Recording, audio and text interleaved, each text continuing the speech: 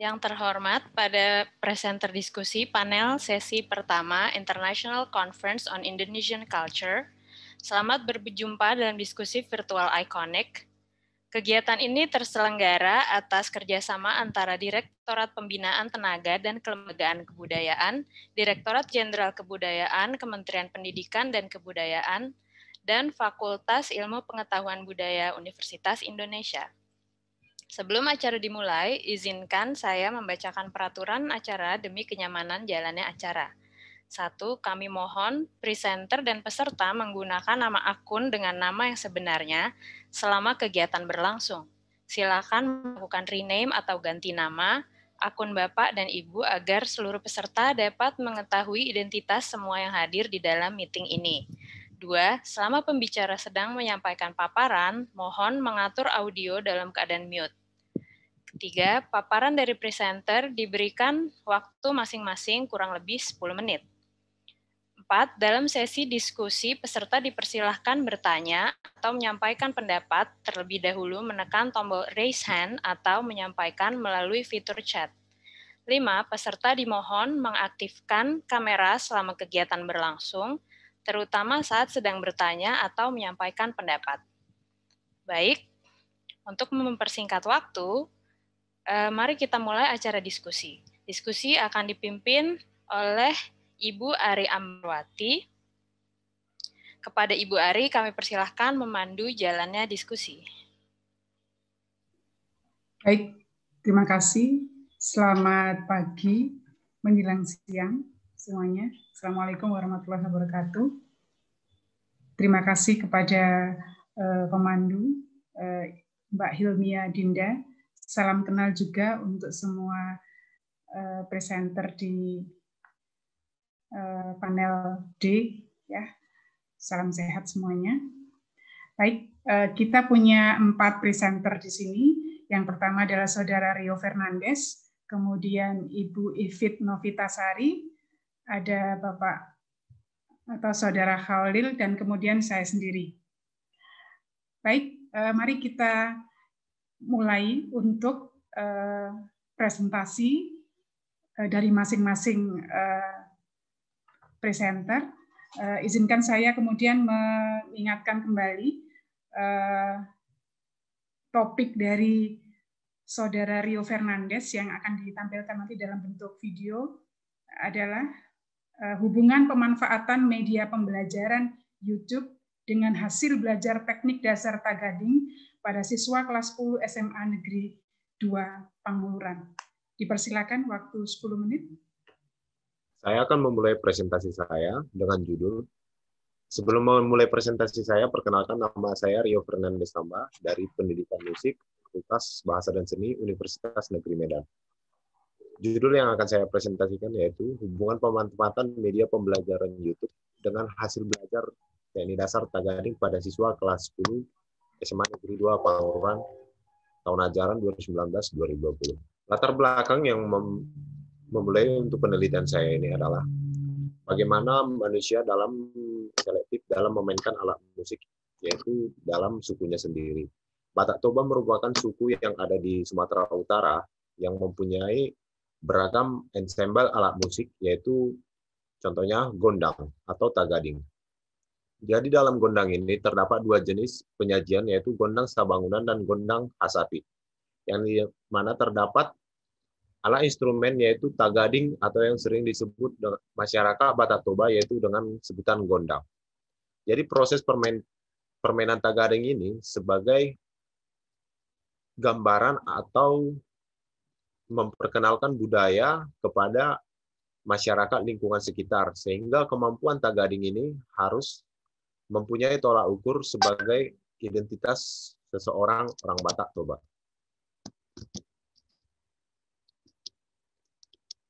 Dan lokasi penelitian saya itu di SMA Negeri 2 Pangururan, berketepatan di wilayah Kabupaten Samosir, yang di mana itu di lingkungan masyarakat Batak Toba. Sehingga setiap siswa diharapkan mampu bermain alat musik tradisional yaitu gondang atau tagading, dan penyajian dalam permainan gondang ini dilaksanakan dalam acara ritual budaya atau margondang. Dan sekolah memiliki laboratorium komputer yang sebagai sarana mengakses internet. Sehingga dalam proses pembelajaran, penggunaan aplikasi YouTube menjadi solusi dalam mengatasi masalah yang selama ini. Maka pemanfaatan YouTube ini sebagai solusi utama untuk menggali informasi berupa materi dengan materi pelajaran yang akan dipelajari tentang Tagading atau Gondang tersebut. Tujuan penelitian saya yang pertama yaitu mengetahui pemanfaatan media pembelajaran YouTube dalam belajar Tagading atau Gondang pada siswa kelas 10 SMA Negeri 2 Pangururan. Yang kedua, mengetahui perbedaan antara pemanfaatan media pembelajaran YouTube siswa kelas 10 SMA Negeri 2 Pangururan.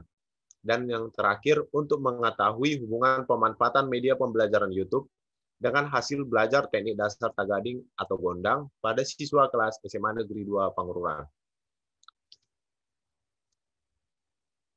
Teori yang saya gunakan dalam penelitian ini, yang pertama teori pemanfaatan, teori belajar, teori media pembelajaran, YouTube, dan teori musik, alat musik, dan terakhir yaitu model pembelajaran Tagading atau Gondang. Kerangka berpikir. Kerangka berpikir yang saya konsep untuk memecahkan tujuan penelitian saya itu adalah karena kurangnya pemanfaatan media pembelajaran YouTube dalam belajar teknik dasar Tagading, maka saya menggunakan media pembelajaran YouTube untuk mendongkrak hasil belajar teknik dasar Tagading pada siswa kelas 10 SMA Negeri 2. Hipotesis penelitian. Yang pertama, terdapat peningkatan hasil belajar teknik dasar Tagading atau Gondang pada siswa kelas 10 SMA Negeri 2 Pangururan. Yang kedua, media pembelajaran YouTube efektif dalam proses belajar teknik dasar Tagading. Yang ketiga, media pembelajaran YouTube layak digunakan dalam belajar teknik dasar Tagading. Yang keempat, terdapat perbedaan pemanfaatan media pembelajaran YouTube siswa kelas 10 SMA Negeri 2 Pangururan. Dan yang terakhir, terdapat hubungan pemanfaatan media pembelajaran YouTube dengan hasil belajar teknik dasar Tagading pada siswa SMA Negeri 2 Pangururan. Metode penelitian. Metode penelitian ini yang saya gunakan adalah metode kuantitatif karena penyajian data angka-angka dan dianalisis menggunakan data statistik. Sedangkan pendekatan penelitian ini yang saya gunakan adalah korelasi, yaitu penelitian untuk mengetahui hubungan antara dua variabel, yang dimana saya menggunakan variabel yang pertama X, yaitu media pembelajaran YouTube, dan hasil belajar teknik dasar Tagading dengan variabel Y. Lokasi penelitian. Sesuai judul yang saya bawa, lokasi penelitian ini di SMA Negeri 2 Pangururan, Kabupaten Samosir, Provinsi Sumatera Utara. Waktu penelitian dilaksanakan pada Maret sampai Mei semester genap tahun pembelajaran 2019-2020. Populasi yang saya teliti yaitu seluruh kelas 10 SMA Negeri 2 Pangururan, dan sampel yang saya gunakan dengan penentuan sampel acak secara acak, sehingga penentuan sampel saya ini adalah 10% dari populasi, sehingga saya menentukan 30 orang siswa kelas 10 SMA Negeri 2 Pangururan yang saya ambil secara acak dari seluruh total populasi. Desain penelitian saya, di mana X akan mempengaruhi Y. Hasil penelitian dan pembahasan. Yang pertama itu dari hasil saya, proses pemanfaatan media pembelajaran YouTube. Dalam proses pembelajaran seni musik, penampilan musik tradisional Batak Toba atau Tagading di SMA Negeri 2 Pangururan memakai media pembelajaran YouTube untuk materi penampilan musik tradisional Batak Toba, Tagading, atau Gondang. Dalam penelitian ini dilaksanakan dalam 2 pertemuan dan 2 jam pelajaran, dan pertemuan memiliki 3 tahapan, yaitu tahapan awal, inti, dan penutup. Pertemuan tersebut dilaksanakan dalam alokasi waktu 2 kali 45 menit, dan sesuai dengan RPP dan silabus yang diterapkan Guru Seni Budaya Ibu Peri Sagala SPD. Berikut dokumentasi saya dalam proses pemanfaatan media pembelajaran YouTube. Deskripsi data pemanfaatan media pembelajaran YouTube dan hasil belajar teknik dasar Tagading. Berikut hasil analisis data saya. Yang pertama itu pemanfaatan media pembelajaran YouTube. Saya mengumpulkan data ini dengan menggunakan esai atau ujian yang langsung saya tujukan kepada siswa, dan dari 100% presentasi yang saya dapatkan yaitu ada 60% siswa yang selalu menggunakan media pembelajaran YouTube dalam proses pembelajarannya. Dan yang kedua, hasil belajar teknik dasar Tagading kelas 10 SMA Negeri 2 Pangururan atau di variabel Y. Tabel di atas menunjukkan hasil belajar bermain Tagading atau gondang yang memiliki nilai dalam kategori berikut. 10 siswa yang memiliki nilai kategori baik, 13 siswa yang memiliki kategori cukup, dan 5 siswa yang memiliki kategori kurang baik, dan 2 siswa sangat di kategori kurang baik. Maaf, ada kesalahan tadi. Dan deskripsi data perbedaan dan untuk memecahkan tujuan penelitian yang kedua saya, hasil sebagai berikut, dan memecahkan tujuan penelitian saya yang terakhir, yaitu hubungan pemanfaatan media pembelajaran YouTube-nya.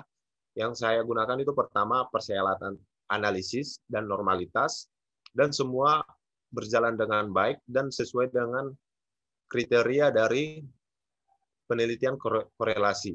Jadi kesimpulan yang saya dapatkan, ada beberapa kesimpulan, dan yang pertama itu adanya pemanfaatan media pembelajaran YouTube. Yang kedua, efektifnya media pembelajaran YouTube dalam belajar teknik dasar Tagading. Yang ketiga, media pembelajaran YouTube layak digunakan. Dan keempat, perbedaan tingkat pemanfaatan antar siswa. Dan yang terakhir, terdapat hubungan antara pemanfaatan media pembelajaran YouTube dalam hasil belajar teknik dasar Tagading kelas 10 SMA Negeri 2 Pangururan. Hal ini dijelaskan dengan uji korelasi produk momen diperoleh R hitung 0,663. Dan saran saya, ada beberapa saran yang tertera dalam slide saya. Sekian dan terima kasih. Oke, baik, terima kasih. Presentasi yang menarik tentang alat musik godang atau Tagading ya dari Batak. Terima kasih Saudara Rio Fernandes. Berikutnya kita akan bergeser kepada presenter berikutnya, Saudara Kak Khalil, yaitu strategi transmisi kearifan lokal melalui tradisi tutur.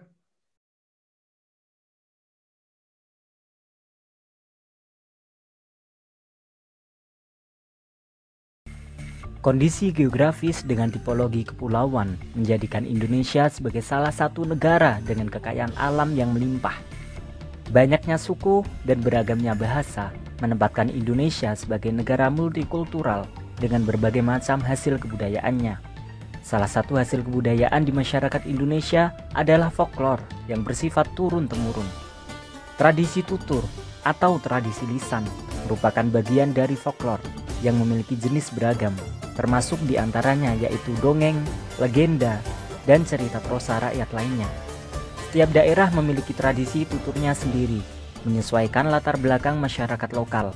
Tradisi tutur memiliki fungsi sebagai penanam nilai-nilai luhur di masyarakat atau yang dikenal sebagai kearifan lokal. Kearifan lokal yang ada di masyarakat memiliki peranan sebagai sarana pendidikan karakter. Hal tersebut turut menjadi perhatian pemerintah Indonesia dengan menjadikan tradisi tutur sebagai salah satu dari 10 objek pemajuan kebudayaan. Akan tetapi, saat ini tradisi tutur dalam praktiknya jarang dilakukan, terutama dengan penggunaan bahasa setempat dan penutur asli. Di sisi lain, terjadinya pandemi turut menghambat upaya pemajuan kebudayaan, sehingga diperlukan agen-agen tradisi tutur dari masyarakat setempat sebagai penutur asli dan dekat dengan cerita rakyat setempat. Selain itu, juga diperlukan adanya transformasi yang sesuai, agar transmisi kearifan lokal bisa tetap lestari. Keberadaan gerakan kawan dongeng daring menjadi angin segar untuk permasalahan ini. Lantas, bagaimana strategi gerakan kawan dongeng daring dalam melestarikan tradisi tutur dalam transmisi kearifan lokal di masa sekarang? Peneliti menggunakan teknik Participatory Action Research atau PAR dengan bentuk observasi partisipasi aktif dilakukan untuk pengambilan data. Peneliti berperan sebagai bagian dari gerakan kawan dongeng daring sejak proses awal sampai proses lanjutan sebagai kawan dongeng. Penelitian ini juga menjadikan gerakan kawan dongeng daring sebagai objek penelitian. Selain itu, data diperoleh dari sumber primer lainnya berupa wawancara dengan salah satu pengurus Imagination Indonesia. Penelitian ini juga menggunakan sumber sekunder dari studi pustaka berupa buku, artikel ilmiah, dan tulisan terkait, serta didukung sumber dari internet. Kawan dongeng daring sebagai modal sosial transmisi kearifan lokal. Gerakan kawan dongeng daring merupakan lanjutan dari gerakan sebelumnya, kawan dongeng, yang mengalami transformasi bentuk, subjek, target, dan pelaksanaannya. Gerakan ini diinisiasi oleh Imagination Indonesia, Indica Foundation, dan Toleransi.id. Kawan dongeng daring memanfaatkan modal sosial menggunakan prinsip social bonding dan social bridging dengan orientasi ke dalam atau inward looking dan orientasi keluar atau outward looking. Dengan melibatkan 50 penutur yang disebut kawan dongeng sebagai agen tradisi tutur yang menggunakan bahasa daerahnya masing-masing. Terdapat 18 bahasa atau dialek daerah yang terlibat. Peningkatan keterampilan, pelatihan teknik mendongeng, dan berpikir kritis. Kawan dongeng diberikan pelatihan khusus terkait teknik mendongeng serta berpikir kritis sebelum mempraktikkan. Secara umum, terdapat beberapa tahapan, yaitu proses awal, mulai dari pendaftaran sampai pengumuman kawan dongeng. Proses tengah, berupa pelaksanaan kelas. Proses akhir, yaitu produksi konten audio dan publikasi atau pendistribusian konten audio. Serta proses lanjutan, berupa praktik langsung di lingkungan masing-masing. Kelas terdiri atas kelas pembuka atau kelas umum, kelas belajar, dan kelas mentoring intensif. Kelas pembuka diikuti oleh seluruh kawan dongeng, berfungsi sebagai penyambutan, perkenalan kawan dongeng, pengenalan tujuan gerakan kawan dongeng daring, serta pengenalan dongeng dan mendongeng. Kelas belajar meliputi teknik-teknik mendongeng dan praktiknya, serta kelas khusus belajar berpikir kritis yang disampaikan oleh perwakilan Indica Foundation. Kelas khusus ini bermaksud agar kawan dongeng bisa menjadi penutur yang tepat dan bertanggung jawab dalam melakukan pemilihan dongeng yang disampaikan serta target usia pendengarnya. Terakhir adalah kelas mentoring intensif sekaligus praktik perekaman dan evaluasi awal hasil rekaman kawan dongeng. Penggunaan metode hibrida yang lebih efektif. Gerakan ini dilakukan dengan memanfaatkan metode gabungan atau hibrida melalui new media dan praktik langsung di lingkungan masing-masing. Pelaksanaan dari awal, tengah, hingga akhir dilakukan sepenuhnya daring. Penggunaan new media dalam publikasi berupa Instagram dan podcast sebagai pendistribusian hasil rekaman, sehingga jangkauan lokasi, bahasa, dan penutur menjadi lebih luas. Podcast menjadi media utama pendistribusian konten dongeng secara lengkap. Konten yang didistribusikan menggunakan dongeng lokal dengan bahasa daerah dan penutur asli, namun juga diberikan sinopsis berbahasa Indonesia. Penggunaan bahasa setempat dengan penutur asli bisa membawa kedekatan emosional kepada masyarakat, sehingga pesan yang dibawa bisa tersampaikan dengan lebih baik. Pemberian sinopsis juga memudahkan penutur berbeda bahasa untuk bisa mempelajari bahasa daerah yang digunakan dalam penyajian audio dongeng, sebab podcast bisa menjadi sarana pembelajaran bahasa. Praktik langsung kawan dongeng dilakukan di lingkungan masing-masing adalah untuk melestarikan cerita rakyat lokal kepada masyarakat sekitar dengan menggunakan bahasa setempat. Sehingga transmisi kearifan lokal bisa tersampaikan dengan baik antar generasi dan tradisi tutur dengan cerita setempat bisa tetap lestari. Tahap ini merupakan proses lanjutan setelah pelaksanaan daring. Dalam melakukan praktiknya, kawan dongeng diberikan perlengkapan untuk mendongeng untuk memudahkan pelaksanaannya. Kesimpulannya adalah, gerakan kawan dongeng daring merupakan upaya untuk transmisi kearifan lokal melalui tradisi tutur sekaligus untuk melestarikannya. Gerakan ini menerapkan beberapa strategi untuk mampu mencapai tujuan, yaitu memanfaatkan modal sosial menggunakan penutur asli dari beberapa bahasa daerah, lalu memberikan pelatihan teknik mendongeng serta berpikir kritis sebagai pembekalan keterampilan. Kemudian memanfaatkan metode hibrida menggunakan new media dengan podcast sebagai media utamanya, serta praktik langsung di lingkungan sekitar, sehingga pencapaian tujuan bisa lebih efektif.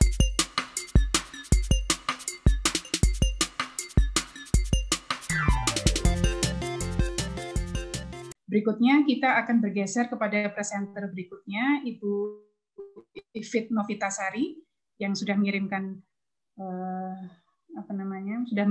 video presentasinya. Dipersilakan.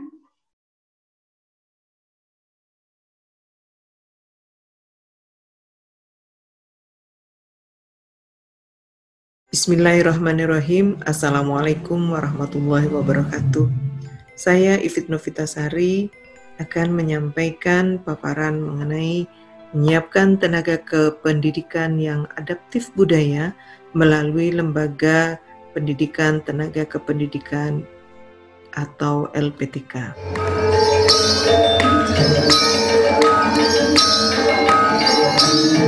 Generasi saat ini ketika mendengar kata budaya, mereka menganggap bahwa itu sesuatu yang kuno dan tidak kekinian.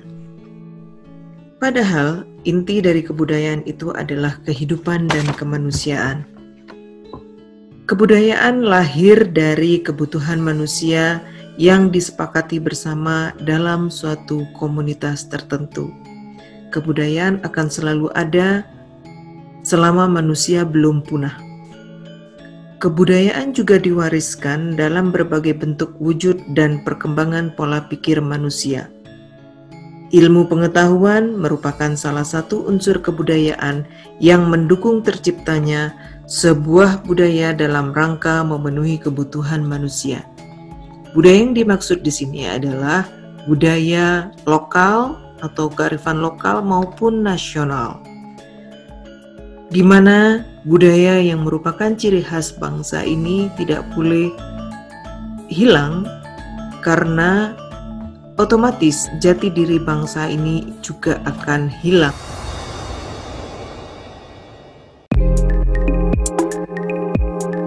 Ini adalah warung lama. Saya suka sekali makan di sini karena harganya yang murah dan rasanya yang sangat malang banget rawonnya.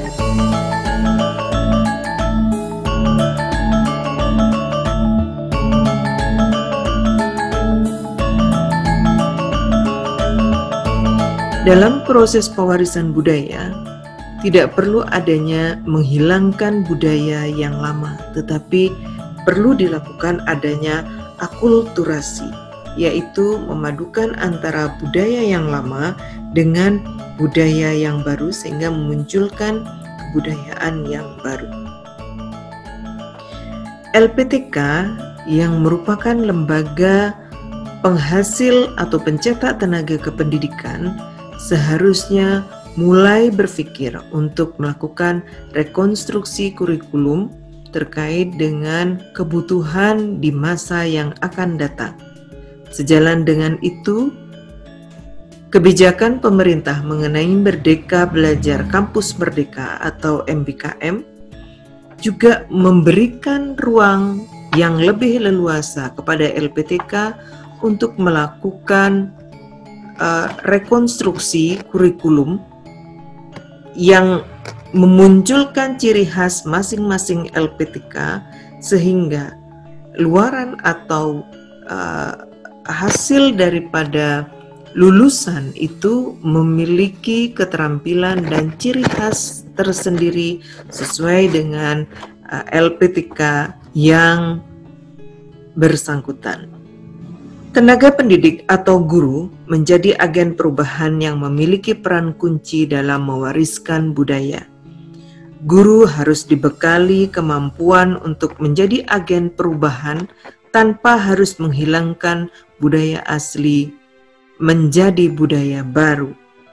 Sejalan dengan kebijakan Merdeka Belajar Kampus Merdeka, Lembaga atau LPTK diberi keleluasaan untuk mulai merekonstruksi kurikulumnya, dan ini menjadi kesempatan yang baik bagi sebuah LPTK untuk mulai merancang lagi bagaimana seharusnya capaian pembelajaran yang harus diperoleh oleh lulusannya terkait dengan budaya yang akan diwariskan tadi. Metode yang dilakukan dalam kegiatan penelitian ini adalah penelitian konseptual yang berfokus pada konsep atau teori untuk menjelaskan atau menggambarkan bagaimana sebuah LPTK itu dalam menyiapkan profil tenaga pendidik yang adaptif budaya. Jadi di sana nanti akan dipaparkan bagaimana caranya, mulai dari evaluasi kurikulum, kemudian evaluasi capaian pembelajaran, kemudian rekonstruksi kurikulum, dan hasilnya nanti bagaimana sampai di akhir akan dikupas tuntas dalam penelitian ini. Teori perubahan merupakan teori yang menjadi dasar dalam penelitian ini. Perubahan sosial yang dimaksud dalam penelitian ini adalah salah satunya adalah perubahan lembaga kemasyarakatan. LPTK termasuk dari lembaga kemasyarakatan yang digunakan atau menjadi saluran bagi sebagian masyarakat untuk menaikkan kelas sosialnya. LPTK dalam hal ini adalah lembaga kemasyarakatan yang bisa melakukan perubahan sosial pada struktur tatanan sosial di masyarakat. Dan tentu saja hasil dari penelitian ini akan menghasilkan sebuah konsep bagaimana LPTK sebagai lembaga pencetak tenaga pendidik dapat mencetak tenaga pendidik yang adaptif budaya terhadap budaya dan kearifan lokal dengan merekonstruksi kurikulumnya berbasis kearifan lokal. Produk yang akan diperoleh dari LPTK merupakan sebuah kurikulum yang bisa menghasilkan tenaga kependidikan yang adaptif budaya dan tetap memperhatikan nilai-nilai luhur jati diri bangsa ini, sehingga ke depan nanti generasi yang akan dihasilkan merupakan generasi yang tetap memegang teguh budaya lokal atau budaya bangsanya sebagai ciri khas dari kearifan lokal bangsa Indonesia. Demikian dari saya, terima kasih. Wassalamualaikum warahmatullahi wabarakatuh.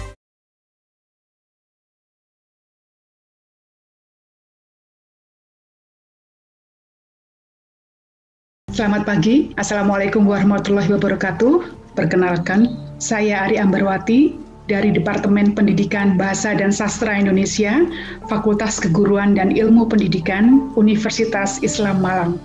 Kali ini saya akan membawakan makalah saya yang berjudul Pendidikan Responsif Budaya berbasis objek pemajuan kebudayaan daerah. Indonesia adalah negeri adibudaya. Tak ada yang bisa membantah itu. Indonesia sudah memiliki Undang-Undang Pemajuan Kebudayaan Nomor 5 Tahun 2017 yang sudah diturunkan menjadi pokok pikiran kebudayaan daerah. Jadi, kabupaten kota di Indonesia sudah menyusun pokok pikiran kebudayaan daerah yang merupakan turunan dari Undang-Undang Pemajuan Kebudayaan. Bahkan pada tahun 2018, Kemdikbud sudah meluncurkan Indeks Pembangunan Kebudayaan. Indeks Pembangunan Kebudayaan ini mengukur bagaimana kontribusi kebudayaan bisa memajukan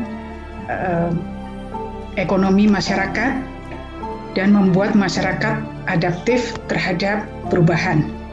Kebudayaan memiliki peran signifikan dalam pembangunan manusia Indonesia.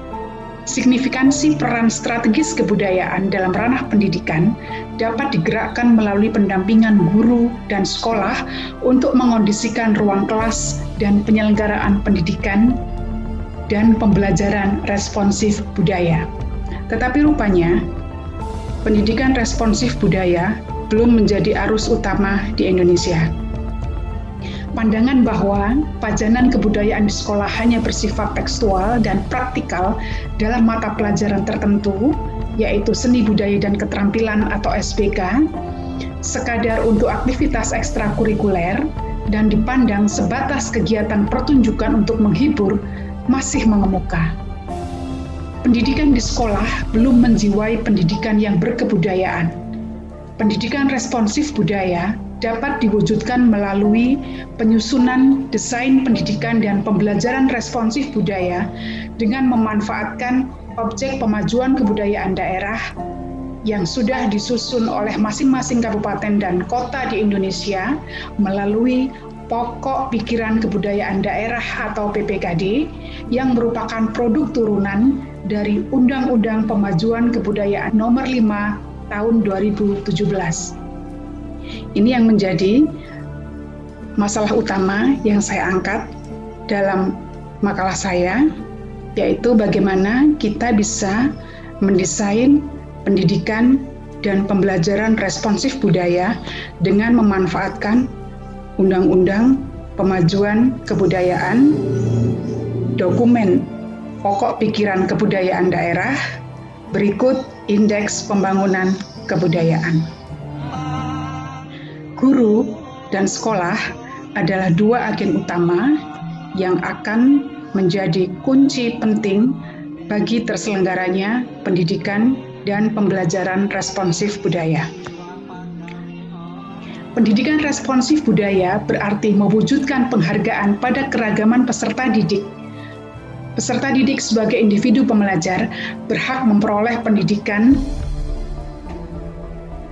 yang menjunjung penghormatan pada budaya, latar belakang, serta komunitas mereka. Pendidikan responsif budaya memampukan guru dan sekolah menyelenggarakan sistem pendidikan dan pembelajaran yang menghubungkan mereka dengan kehidupan sosial, hasrat, serta perjuangan peserta didik di luar lingkungan akademiknya. Pendidikan responsif budaya di Indonesia belum menjadi agenda utama.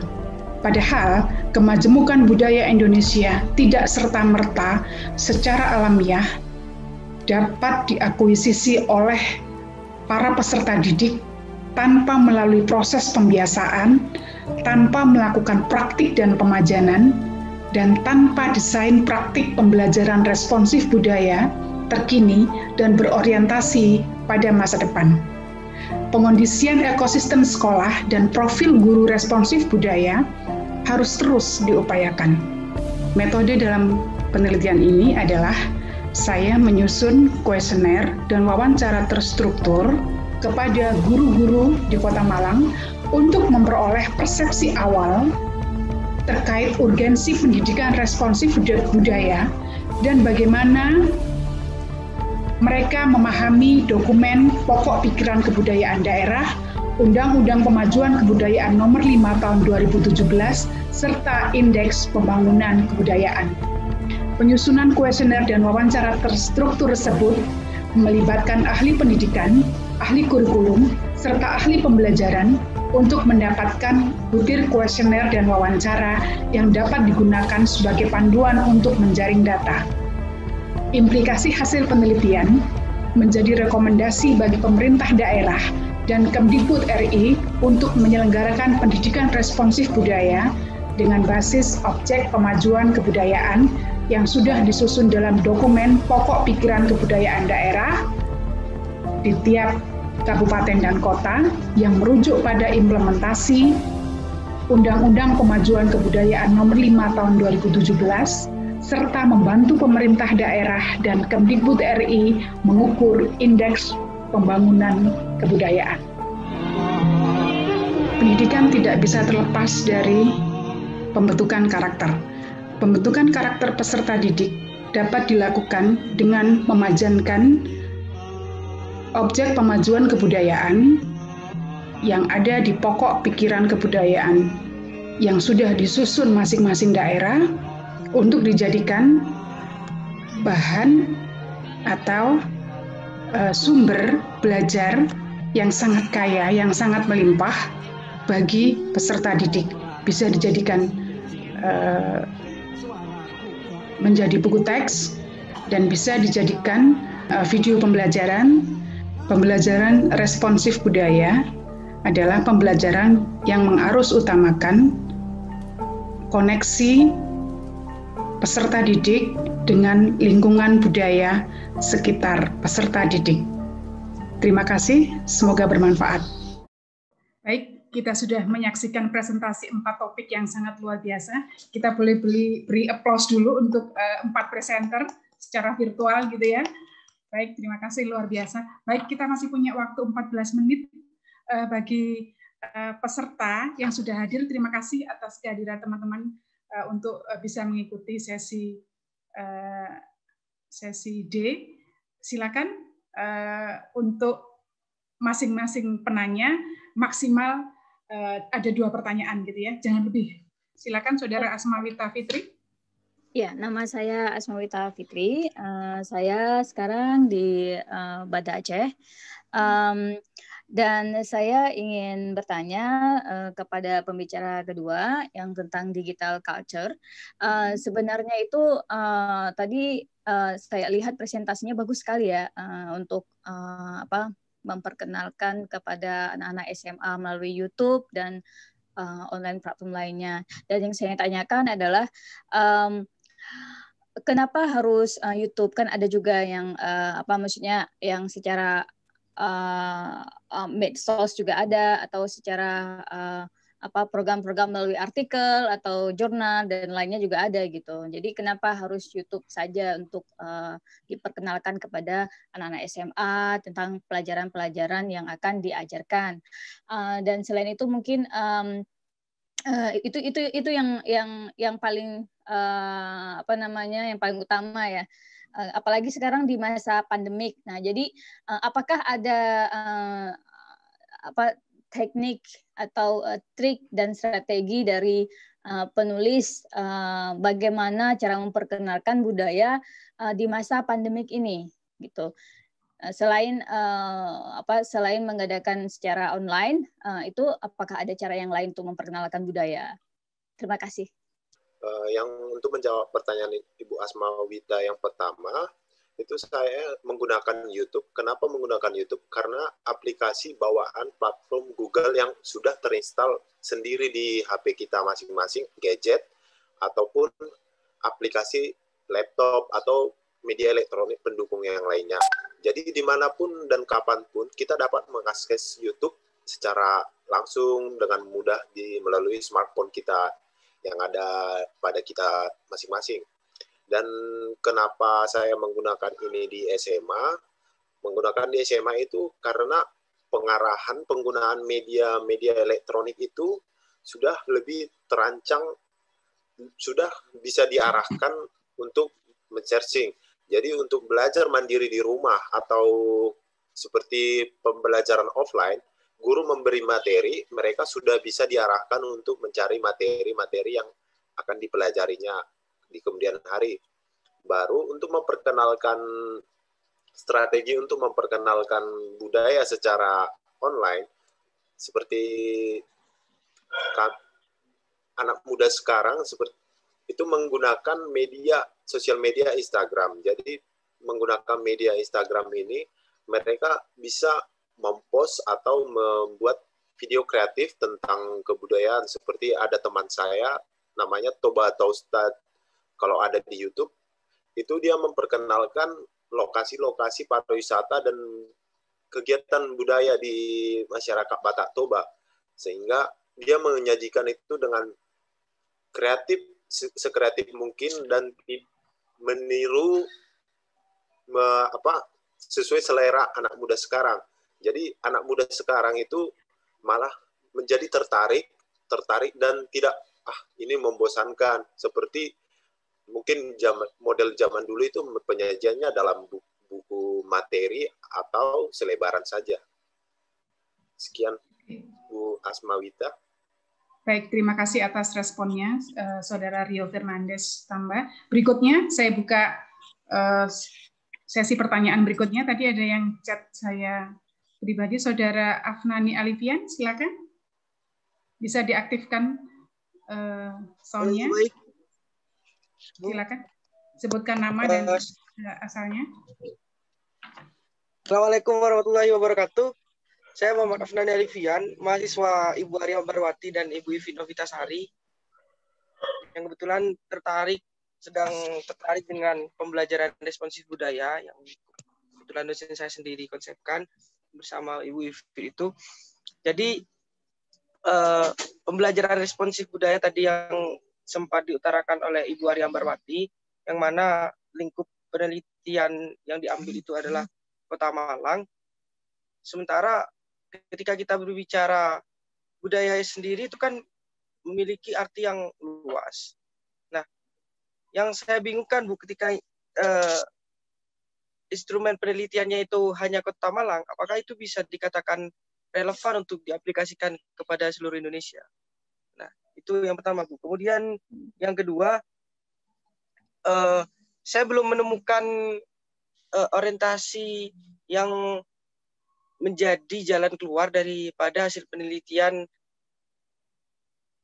pembelajaran responsif budaya itu, Bu. Mungkin itu dua pertanyaan dari saya yang diutarakan kepada Ibu Arya Ambarwati khususnya. Baik, terima kasih. Assalamualaikum warahmatullahi wabarakatuh.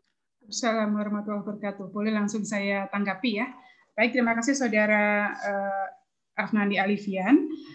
Pertama, kemudian mengapa pertanyaannya adalah di Malang? Gitu. Salah satu keterbatasan penelitian ini adalah dimulai dari Malang Raya, karena di Malang Raya itu ada tiga wilayah dan masing-masing kota kabupaten di Malang Raya sudah menyusun pokok pikiran kebudayaan daerah dan itu bisa diakses secara daring. Nah, kemudian guru atau siapapun yang tertarik pada pembelajaran ataupun pendidikan responsif budaya itu bisa mengidentifikasi mana kemudian yang bisa pokok objek pemajuan kebudayaan dari masing-masing kota kabupaten yang kemudian bisa diakuisisi dan kemudian bisa diselaraskan dengan kurikulum lokal di kota masing-masing, di wilayah masing-masing. Jadi ini masih prototipe awal, masih penelitian awal, karena ini berangkatnya memang dari Malang Raya dulu, baru kemudian akan ke tempat yang lain. Karena prinsipnya pendidikan responsif budaya ini mengadopsi pokok pikiran kebudayaan daerah di masing-masing kota dan kabupaten. Gitu ya untuk pertanyaan pertama. Kemudian yang pertanyaan kedua adalah belum menemukan orientasi ya. Orientasi dari pendidikan dan pembelajaran responsif budaya itu adalah mengembalikan roh pendidikan, karena inti utama dari pendidikan sebetulnya adalah kebudayaan, membuat orang menjadi berbudaya, membuat orang menjadi berbudi. Selama ini kita terlalu banyak peserta didik kita dijejali dengan pengetahuan yang sifatnya kognitif, sementara praktik perilaku yang kemudian mengarus utamakan kebudayaan itu masih dianggap sebagai perayaan, selebrasi, terus kemudian sesuatu yang bersifat ritual dan kemudian tidak ada hubungannya sama sekali dengan pendidikan. Jadi saya pikir itu orientasi yang ada dalam pendidikan responsif budaya. Terima kasih. Berikutnya satu pertanyaan lagi. Saya tadi tertarik sama presentasi dari Mas Khalil ya tentang strategi kearifan lokal melalui tradisi tutur berbasis pemanfaatan media baru. Pertanyaan saya ya, ini kan seperti menjaring agen untuk kawan dongeng daring itu. Bagaimana caranya agar anak muda tertarik untuk menjadi agen tersebut gitu loh. Jadi tradisi tuturnya tetap berlanjut. Kalau untuk strateginya sendiri dari kawan dongeng daring, itu pertama memang kami menjaring yang seminat Bu, yang sudah minat dengan mendongeng walaupun belum mempunyai pengalaman mendongeng sekalipun. Karena untuk persyaratannya sendiri dari pihak Imagination Indonesia itu mensyaratkan mereka yang satu minat juga berkomitmen untuk mengikuti pelaksanaannya, kegiatannya. Kemudian juga untuk dibatasi umur, karena gerakan kawan dongeng daring itu menerapkan prinsip social bonding pertama yang sifatnya ketat itu untuk peningkatan keterampilan bagi kawan dongeng daring sendiri. Kemudian juga menerapkan prinsip social bridging. Jadi dari kawan dongeng sendiri itu selain pelaksanaan secara daring melalui new media dengan media podcast, konten audio begitu, juga dilaksanakan pelaksanaan langsung di lingkungan masing-masing. Jadi kami juga melakukan kegiatan mendongeng di lingkungan sekitar dengan menggunakan dongeng lokal dan juga bahasa daerah setempat. Karena itu tadi kami juga sudah diberikan pelatihan untuk peningkatan keterampilan bagaimana cara menarik orang-orang agar tertarik, karena kami juga ditugaskan sebagai agen tradisi tutur. Jadi hasil akhir untuk keberlanjutan dari program ini adalah nanti akan lahir penutur-penutur baru di lingkungan masing-masing dengan menggunakan dongeng daerah setempat dan juga bahasa setempat begitu. Jadi dari kami pertama melakukan pengenalan dongeng kepada lingkungan sekitar dengan kultur dari masyarakat yang ada di lingkungan sekitar. Kemudian juga dari sana diharapkan agar nantinya bisa timbul agen-agen tutur baru begitu. Baik, terima kasih Saudara Khalil Mudafar. Satu lagi, sebetulnya moderator tuh boleh bertanya atau tidak ya? Kalau boleh bertanya, izinkan saya bertanya gitu ya. Ada satu pertanyaan yang ada dua pertanyaan ya. Kan tadi saya juga meminta maksimal dua pertanyaan. Yang pertama kepada Ibu Ivit Novitasari, saya tertarik sekali gitu ya. Apakah LPTK selama ini belum kemudian menjadikan program guru adaptif budaya ini menjadi warna dari kurikulum mereka? Kemudian untuk Saudara Rio Fernandes yang ingin saya tanyakan, kalau untuk pajanan gondang itu apakah kemudian juga hanya diberikan kepada mata pelajaran seni musik saja, tidak misalnya diterapkan misalnya untuk mengganti bel sekolah atau misalnya untuk penanda aktivitas tertentu atau mungkin sudah dilaksanakan di sekolah Saudara Rio Fernandes. Itu saja, terima kasih. Bisa direspon, Ibu Ivit? Baik, saya dulu ya. Oke. Untuk LPTK, dua institusi saya yang sekarang dan sebelumnya itu sama-sama LPTK yang memiliki FKIP. Nah, di dua kurikulum institusi tersebut, di FKIP tersebut masih belum dimunculkan itu. Hanya beberapa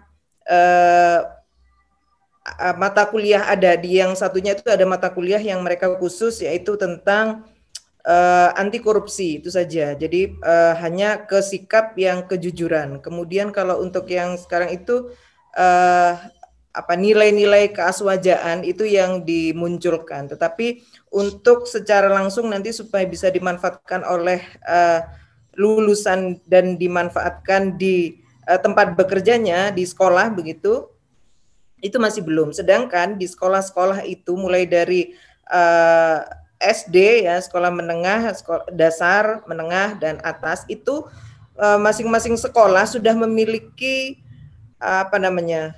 budaya internal di sekolahnya itu yang sudah dikembangkan dan menjadi pijakan untuk penanaman pendidikan karakter, budi pekerti, dan itu berangkat dari budaya yang ada di sekolah itu terkait dengan sekitar sekolah tersebut. Misalkan di penelitian saya yang sebelumnya di sekolah dasar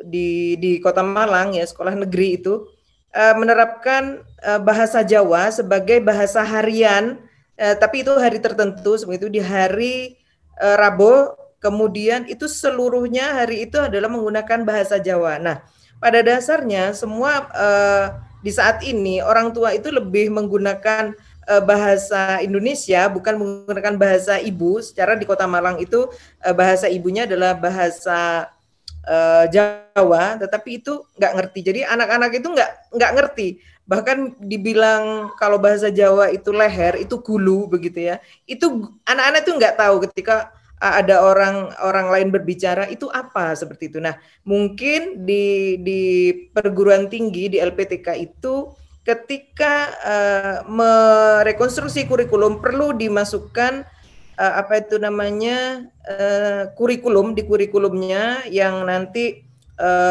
mendarat ke mata kuliah yang bisa apa itu namanya memanfaatkan budaya di lokal tersebut untuk menjadi kurikulum di lembaga di LPTK begitu.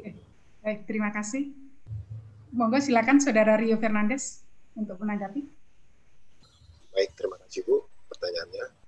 Kenapa saya menggunakan belajar gondang atau tagading itu di mata pelajaran seni musik tadi ya Bu? Sebenarnya mata pelajaran yang saya dibawakan di sekolah itu adalah seni dan budaya. Jadi mata pelajaran yang lain menyangkut tentang alat musik atau tentang kebudayaan itu sudah dirangkum dalam mata pelajaran seni dan budaya dari kebijakan Dinas Pendidikan di Sumatera Utara. Baru selanjutnya pengaplikasian dari margondang atau tagading ini, alat musik tagading, ini digunakan dalam satu ritual adat dan yang kedua acara hiburan rakyat. Seperti itu ada gondang naposo, yaitu ajang untuk mencari jodoh bagi masyarakat Batak Toba, sehingga keahlian margondang itu sebagai karakter seseorang atau nilai plus seseorang untuk mencari jodohnya di acara tersebut. Jadi dalam pengaplikasiannya dalam sekolah, kami menggunakan itu di SMA Negeri 2 Pangururan, terkhusus itu Kabupaten Samosir, seluruh Kabupaten Samosir, itu pada hari Kamis, itu siswa ada melaksanakan yaitu manortor wajib. Manortor ini ada menggunakan alat musik pengiring yaitu gondang. Sehingga dalam ekstrakurikuler dan mata pelajaran seni budaya, siswa dan guru itu bekerja sama untuk melaksanakan seperti ritual sebelum masuk sekolah, yaitu menghormat guru dan mengucapkan terima kasih kepada pencipta dengan alat musik gondang dan tarian tortor. Dan itu sudah menjadi kebijakan di Kabupaten Samosir setiap hari Kamis untuk memakai gondang, tortor, dan pakaian adat Bules. Oke, luar biasa juga. Saya juga baru tahu kalau misalnya di Kota Malang kan sudah, di Surabaya juga terbiasa menggunakan bahasa Jawa, tapi kemudian untuk pakai ritual musik ini saya baru temukan. Itu luar biasa di di Samosir ya, Pak. Di Samosir, Bu. Ya, Oke, di Samosir, Bu. ini bisa menjadi catatan bagi Dirjen Kebudayaan untuk kemudian bisa mengintegrasikan fitur-fitur kebudayaan ini dalam pembiasaan karakter. Baik. Luar biasa, hari ini kita mendapat pengetahuan dan informasi yang sangat banyak terkait pewarisan dan pemertahanan budaya yang kemudian bisa ditransformasikan di ranah pendidikan. Sekali lagi terima kasih kepada pendamping Ibu Hilmia Dinda, terima kasih kepada presenter yang luar biasa, juga terima kasih yang setinggi-tingginya kepada peserta yang sudah bertanya dan kemudian membuat diskusi ini menjadi mencerahkan kita semua. Terima kasih semua. Kalau ada yang kurang berkenan, mohon dimaafkan. Terima kasih kepada Ibu Moderator, para presenter, dan peserta diskusi. Demikian diskusi panel sesi pertama di Ruang D sudah berakhir. Baik, kalau gitu diskusi saya tutup. Wassalamualaikum warahmatullahi wabarakatuh. Salam sejahtera. Om Santi Santi Santi Om. Namo Buddhaya. Salam kebajikan.